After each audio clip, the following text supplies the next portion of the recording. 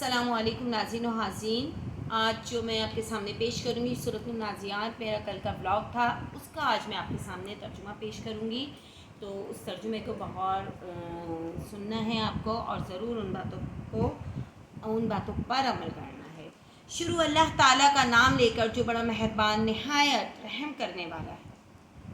ان فرشتوں کی قسم جو ڈوب کر کھینچ لیتے ہیں اور ان کی جو آسانی سے کھول دیتے ہیں، اور ان کی جو تیرتے پھرتے ہیں پھر لپک کر آگے بڑھتے ہیں، پھر دنیا کے کاموں کا انتظام کرتے ہیں کہ وہ دن آ کر رہے گا جس دن زمین کو بھونچا لائے گا، پھر اس کے پیچھے اور بھونچا لائے گا. اس دن لوگوں کے دل خائف ہو رہے ہوں گے اور آنکھیں جھکی ہوئی. کافر کہتے ہیں کیا ہم الٹے پاؤں پھر لوٹیں گے؟ بھلا جب ہم کھوکھلی ہڈیاں ہو جائیں گے تو پھر زندہ کیسے کیے جائیں گے؟ یہ کافروں کا عقیدہ ہے. کہتے ہیں کہ یہ لوٹنا تو موجب زیاں ہے، وہ تو صرف ایک ڈانٹ ہوگی. اس وقت وہ سب میدان حشر میں آ جمع ہوں گے. بھلا تم کو موسیٰ کی حکایت پہنچی ہے جب ان کے پروردگار نے ان کو پاک میدان یعنی طویٰ میں پکارا اور حکم دیا کہ فرعون کے پاس جاؤ، وہ سرکش ہو رہا ہے، اور اس سے کہو کیا چاہتا ہے کہ پاک ہو جائے. مطلب اللہ تعالیٰ بھی چاہ رہا تھا. فرعون نعوذ باللہ دنیا میں خدا بنا ہوا تھا. اس نے بولا کہ کوئی خدا نہیں ہے میرے سوا.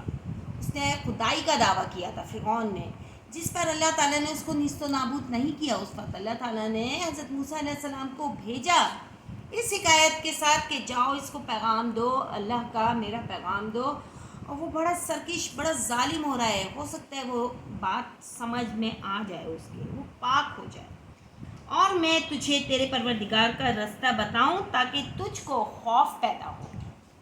غرض انہوں نے اس کو بڑی نشانی دکھائی مگر اس نے جھٹلایا اور نہ مانا.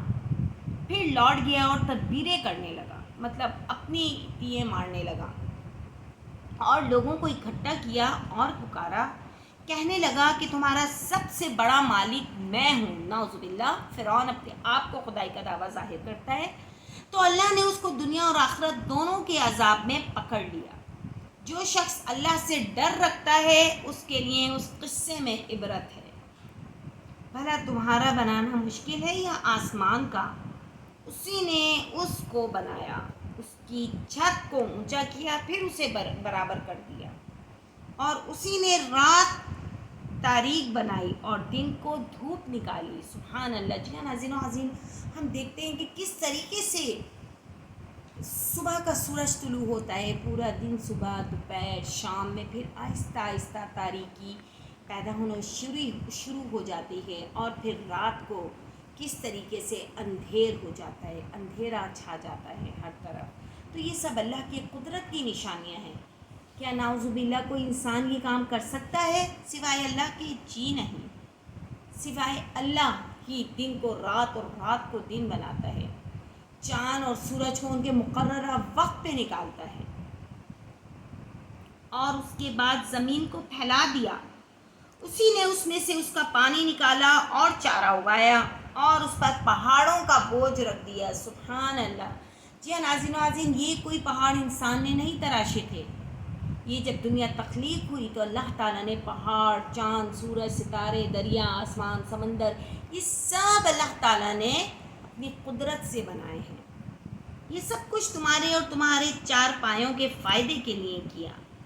تو جب بڑی آفت آئے گی اس دن انسان اپنے کاموں کو یاد کرے گا اور دوزخ دیکھنے والوں کے سامنے نکال کر رکھ دی جائے گی. تو جس نے سرکشی کی، جس نے ظلم کا راستہ اختیار کیا، ظالم بن گئے، جس نے اللہ تعالیٰ کے عقیدے کو جھٹلایا، ایک توحید کو جھٹلا دیا، نماز روزہ زکوٰۃ حج کسی کو ایکسیپٹ نہیں کیا، تو وہ بڑے سرکش تھے. اور دنیا کی زندگی کو جس نے مقدم سمجھا اس کا ٹھکانہ دوزخ ہے. جس نے یہی سوچا کہ صرف دنیا ہی کی زندگی اصل زندگی ہے، مرنے کے بعد کون دوبارہ ان ہڈیوں کو جمع کرے گا اور پھر دوبارہ اس میں روح پھونکی جائے گی اور وہ انسان دوبارہ جیتا جاگتا انسان بن جائے گا.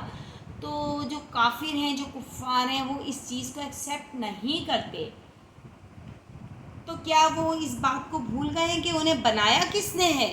ان کے ہاتھ، پاؤں، آنکھ، ناک، کان کس نے تخلیق کیے ہیں؟ جب جس نے ان کو بنایا ہے تو وہی ان کو مارے گا اور وہی ان کی ہڈیوں کو دوبارہ اکٹھا کر کے اس میں جان ڈال دے گا۔ اس عقیدے پر تو آپ ایمان لے کر آئیں، آپ دیکھیے آگے کی زندگی کتنی آسان ہے، کتنی سہل ہے۔ اور جو اپنے پروردگار کے سامنے کھڑے ہونے سے ڈرتا اور جی کو خواہشوں سے روکتا رہا، اس کا ٹھکانہ بہشت یعنی جنت ہے۔ اے پیغمبر صلی اللہ علیہ وآلہ وسلم، لوگ تم سے قیامت کے بارے میں پوچھتے ہیں کہ اس کا وقوع کب ہوگا، مطلب قیامت کب آئے گی، سو تم اس کے ذکر سے کس فکر میں ہو؟ اس کا منتہا یعنی واقع ہونے کا وقت تمہارے پروردگار ہی کو معلوم ہے، سوائے اللہ کے کوئی نہیں جانتا کہ قیامت کب برپا ہو جائے۔ جو شخص اس سے ڈر رکھتا ہے تم تو اسی کو ڈر سنانے والے ہو۔ جب وہ اس کو دیکھیں گے تو ایسا خیال کریں گے گویا دنیا میں صرف ایک شام یا صبح رہے تھے۔ اللہ اکبر! جی ہاں، انسان جب سو کر اٹھے گا، دوبارہ زندہ تخلیق ہو جائے گا، اللہ تعالیٰ اس میں روح پھونکے گا اور دوبارہ انسان زندہ ہوگا، اور اس سے پوچھا جائے گا کہ تم کتنا عرصہ موت کی وادی میں رہے، تو بولے گا مجھے تو صبح سے شام ہوئی ہے ابھی، حالانکہ برسوں گزر جائیں گے۔ اللہ اکبر! انسان ان تمام باتوں کو سوچتا بھی ہے، سمجھتا بھی ہے، پر ان باتوں پر عمل نہیں کرتا۔